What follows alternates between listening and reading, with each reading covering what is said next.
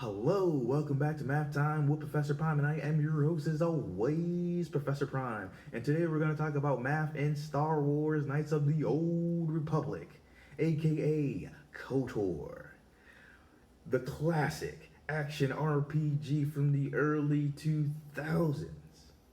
An absolute banger of a game. I'd argue that it holds up today, hence it being classic. In any case, we're going to talk about how math is used in that game. And I'm going to try to not get horribly distracted about all the cool stuff that I could talk about that's related to that game and try to focus on the core. Either way, if I stray too far, I'll try to rein it back in. So let's get into it. Before we get too into it, you can assume all those spoilers. Just assume all of them.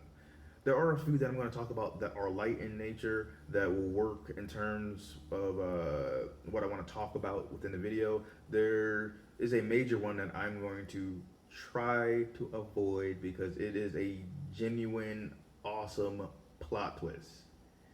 And you should figure it out for yourself if you haven't, or play through the game. So that being said, again, spoilers ahead. Assume all the spoilers. Let's get into it. Let's go.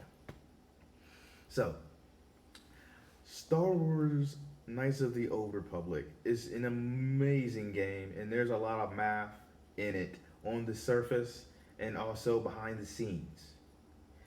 It is an action RPG, and despite it in many cases appearing to be real time or feeling like real time, it really is a turn based game. When you look at the core of the combat, it works in rounds. And with those rounds, they have set real time values where they last like X amount of time. And so there's math in that right off the bat. And that's pretty cool to me at least.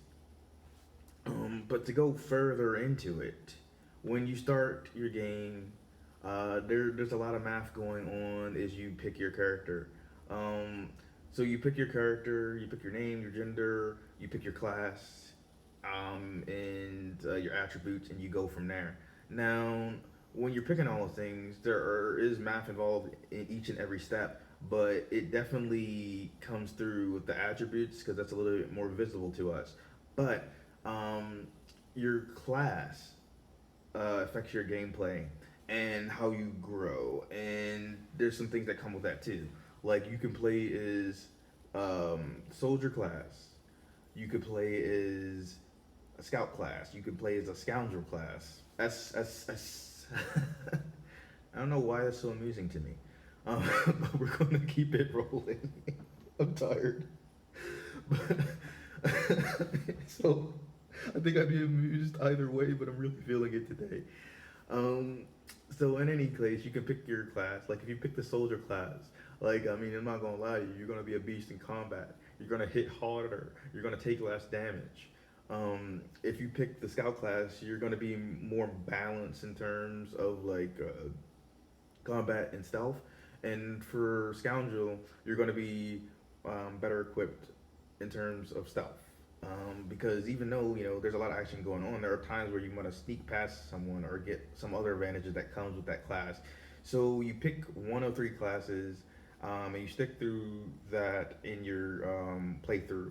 Later on, you get a Jedi subclass, and with those subclasses, you get the Guardian subclass, the Counselor subclass, or the Sentinel subclass, right? And if you are choosing the Guardian, you're going to be able to dish out more damage, do crazy things with your saber.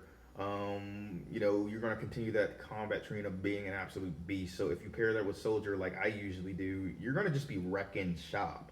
But that's just like the focus is on combat. But if you choose something like counselor, the focus is going to be on the force and modifiers that might come with that, as well as force powers. And then like both of those classes, you can learn things that help. Like you can definitely do force powers in all of your classes. You could definitely do combat stuff in all your classes, but the focus is different. And with the sentinel class, it's a bit of balance. Like you know, pretty adequate in your combat and your force powers, and not extremely different from one another. In that regards. Speaking of force powers, you get force powers as you go away, but before you could even do force powers, you already had feats. And throughout the game, you're doing so many different things with your combat. You have different modifiers that affect your gameplay. And as you're going through, you're getting experience. You're getting experience for battle, but you're getting experience from different missions, different decisions, different quests. And as you build up your experience, you're growing and you're able to add more to your attributes, and you can pick how you want to distribute those points. So you have to be strategic with it, and there's a lot of math not only in just having that point system, but picking how you want to play. And that's interesting to me. That's awesome to me. And you can be balanced if you want, or you can be skilled in this area or that area, but I do think it's worth looking into the balance aspect. And anyway, as you gain your levels, I think Star Wars Knights of the Old Republic is interesting in that um, their level cap is actually pretty low. It's 20, but it's gonna take you a while to get there because like each level that you're at, you're gonna need more and more experience, like most games would. But it kind of gets really up there, but you never feel like it's unreasonable. So by the end of the game, you should have no problem reaching your max level and getting your max amount of attribute points. And now, with all of that being said, one of the core mechanics in the game is the light side and dark side system that it has. Because each decision that you make, each action that you take, it can affect your light side points and your dark side points. Now, you can see like visual representations of that. You can see where you're headed in one direction, like pretty directly, through how you look. Like you become more pale and more raggedy looking. There's a nicer word than that, but um, but you end up looking worse for wear. Like you don't look like you have a good day when you're on the dark side. Um, but yeah, so as you go through, that's one way. But you know, you can also look at it in other ways in the game, other visual representations, and through the combat. There's a lot going on behind the scenes. One of the big parts about Knights of the Old Republic is that its combat is largely based on the D20 system that was developed for Dungeons and Dragons, which is pretty cool. Side note, I had a dice lady once, and she definitely had some D20s, and that's wild. And now I'm not an expert on that system or Dungeons and Dragons, but if you didn't know, the idea is like there's a 20 sided dice or 20 sided die, and that informs how combat and things shape up in that game. And so Star Wars Knights of the Old Republic uses a lot of that behind the scenes, but if you look into certain menu options, you can see how some of that plays out. In any case, it's all pretty cool. And you have the option of playing light side, dark side, neutral, somewhere in between all that, surrounding all that. Now, me, I've tried it a bunch of different ways, but whenever I go back, I usually play on the dark side, which I know runs counter to how I am in like real life. But you know, you gotta have fun with it. And honestly, you don't get force lightning if you're playing on the dark side. I mean, sorry, light side. If you're playing on the light side, and that's another interesting thing about the mechanics. You can choose I mean, sorry, if you choose light side or dark side, there might be certain abilities and force powers that you're going to restrict yourself from using. Like, but I do, just from my perspective, think that the dark side is more strategic to play. You don't have to worry about not killing this person or that person. You can make some pretty horrible decisions and have that like work out and actually get experience from it. And while you don't get force heal, you do get force dream. So with that, you're not going to be able to heal as quickly, but you're also going to be dishing out damage while you take someone else's energy and heal that way. So that looks good to me. And again, Force Lightning, which is an absolute blast. In any case, that's the main gameplay that I've been talking about to this point. There are other aspects. There's different mini games. There's pretty much an equivalent to pod racing in this universe. I think swoop racing, and that's pretty cool. And it has its own mechanics, and there's math all up in that racing aspect of it. There's also when you're going world to world, and some points that are pivotal in the story, there are like space battles that you could have where you're shooting down enemy fighters. So there's the shooter aspect, and there's math all up in that too. And then there's also like a card game, and there's math in that too. Like anytime you see like a card mini game in another game, there's so much crazy math going on behind it, and it is weirdly awesome and weirdly involved, but kind of cool.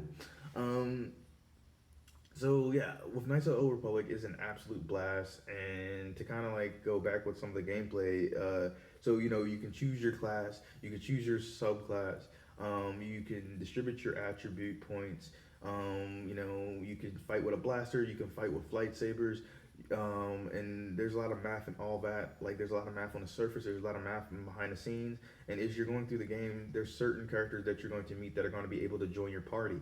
And with your party, you're only able to have three at a time, so you have to be strategic. It's like who's going to benefit you in your play style. And when you're dragging these people along, you might find that you uncover certain quests, or by talking to certain people. So you want to invest your time in some of that because you're going to get more experience. Like you're going to be able to level up. You're going to be able to learn more about this character. You're going to be able to get more bang out of your buck. And so yeah, there's a lot of math and all of that. But there's also math and just like constructing a game like this because the combat alone is very, very math intensive. But all of that had to be programmed, right? And there's a lot of math in the music involved too. There's a lot of math in the logistics. You have BioWare working on this beast of a game, and you had LucasArts handling like the sound part of it, and they had to work together. They had to like handle things on their end, and they had to put it all together. And there's a lot of math in each of those steps. And one of the cool things that I found is that with Star Wars Knights of the Old Republic, it's reported that it had over 300 characters and over 15,000 lines. One of the people that worked on the game was quoted saying the script for Star Wars Knights of the Old Republic could fit, or sorry, could fill 10 5-inch binders. And that's absolutely bonkers. So with that in mind, like there's just so much math in that, and there's this math in how the story unfolds. There's math in all of the different branches you could take. There's math in what you want to do with certain characters. Like I think one of the interesting things is like there's one character that you can fight, and what's interesting about that is this character that you can fight could also be a character that could join your party. And there's a point that if you don't know that's going to happen, you could make a choice that kills that character. And here's the thing: you kill that character, you get experience. Sorry, you kill that character, you get experience. And if I'm not mistaken, if you're playing on the dark side, you get some more points for that, and that might help you towards your cause. But you could also unlock that character if you don't kill them and you play your cards right, and that could have benefits later on. You could discover more of that character and their backstory, and they're an interesting character, and you might see how they work with your playstyle, and I think you're getting more out of your buck, sorry, more bang out of your buck. But one of the cool things about Star Wars Knights of the Old Republic is it has a lot of replay value, in my opinion. Like you can play a lot of different ways. Like for say a game like Final Fantasy. Some of the Final Fantasy games I've only played once. Some I've played several times. Um, they're all good games. They all can be replayed, but you don't really choose a lot of different choices. Like you choose some choices, but that's not where a lot of the intricacies come into play. I think with Star Wars Knights of the Republic it does. But for the record, there's a lot of interesting choices that you can make in some of those games, and I think one of the funnest things about Final Fantasy and that whole series is like the amount of options you have gameplay wise. The stories are great, but they don't necessarily make you want to revisit them if you've already played through it pretty recently. Like I think for me, I have to wait years to like replay like a Final Fantasy game, and when it's time to go, it's time to go. And I don't point that out to be a like to be a bad thing, but I just pointed out that I think it's like different for a game like Star Wars Knights of the Old Republic because I could replay that pretty much after I just finished a game because I can play it in a completely different way, unlock completely different choices, change the way it's being played on my end because I can change different classes, I can change different subclasses. Like I have this person in my group, that person not in my group. I can focus on different abilities, different like attributions, choose different pathways. It can get pretty wild. I think it is a big game, and again, that wasn't a knock on Final Fantasy. Just kind of like pointing out that I think for Final Fantasy and a lot of other RPGs, um, they pull you in with getting involved in the story, but a lot of them don't make as many choices as a game like Knights of the Old Republic does. There are strengths to that and there are weaknesses to that. Um, but I think both games are interesting. Both styles of game are interesting. I guess that's what I wanted to get across. Like I like playing both. I just think there's like a difference in terms of like when I want to replay one, and that's not necessarily a bad thing either. But yeah, so Star Wars: Knights of the Old Republic. It's an amazing game. You're doing a lot in that game. I think that if you buy that game, you're getting a lot out of it, and I think that's worth considering too, right? Because if you're a gamer, and you're buying a game, you want that game to last a while. You want it to be high quality. So like you're investing your time and you're investing your money, right? So you want to get you know more bang for your buck, and you also want to make sure your investment of your time is being paid off.